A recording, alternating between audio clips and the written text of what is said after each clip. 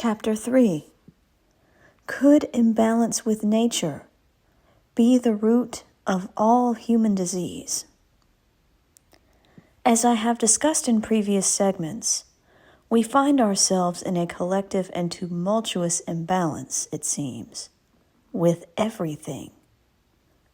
It feels like we are not aligned with much of anything around us, especially what we are told should be important. Examples of this could be our friends, our families, our jobs, our natural environments. I implore you to remember the small voice in the back of your head which stays switched on at all hours of the day, saying, "Something just isn't right here."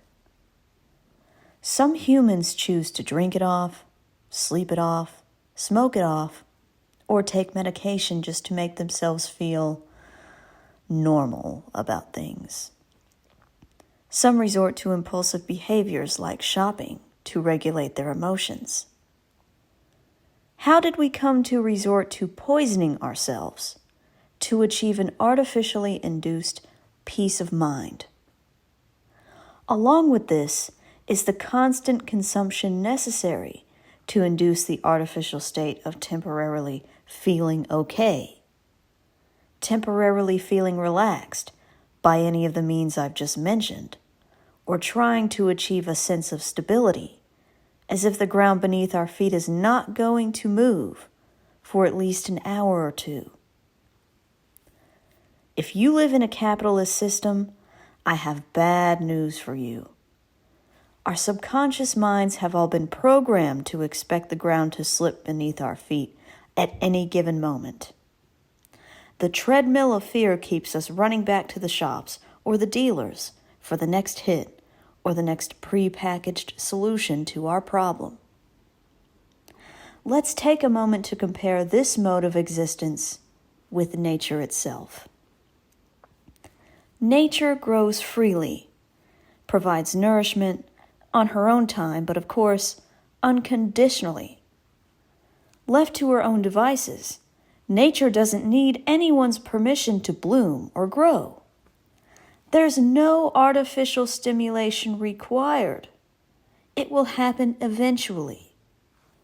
Nature is vast and seemingly endless. We could pluck nourishment straight from a tree in a simple motion. Now, doesn't that sound a lot more peaceful than hitting the drive-thru for a sludge sandwich in exchange for Monopoly money? If I even attempted to align my thoughts with those of a divine creator, I could never say that humans were designed to live the life of the constant consumer, the constant taker, the constant worrier, the constant next big thinger.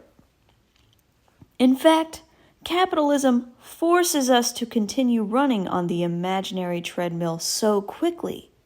If we even attempt to stop and smell the roses, we'll be knocked right off of it.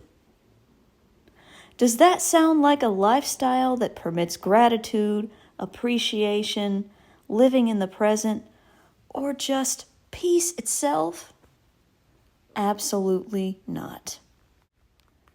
If we are participating in the system as the requirements stand currently, slowly but surely, we are being poisoned and taken away from the natural vibration of the true growth system that was already built on this planet before we came to be.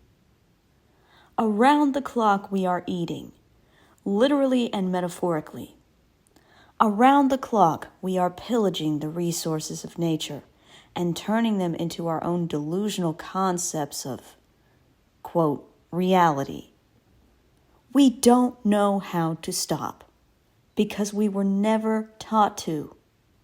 In fact, we were never given the option. The rent is due and the price is going up tomorrow.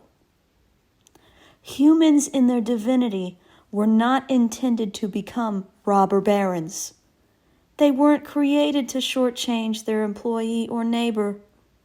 The point of life was not to become an expert grifter, stuffing our mattresses full of cash. The fear anxiety, and sense of unease this stressful mode of life creates, unnecessarily, might I add, is slowly but surely killing us.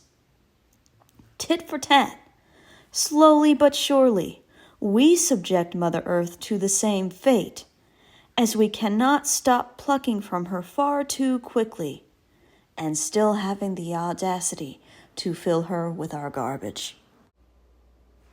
We have so far lost sight of our true purpose. We have no idea that we were supposed to be simple stewards of the earth, and that was all that was ever expected of us.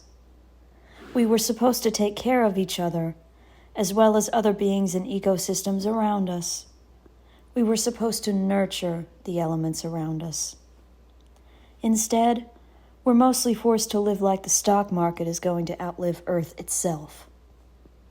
For anyone who might like to claim, based on their system-taught knowledge, that my explanation sounds entirely illogical and rather fairy tale-like, I'd raise you this.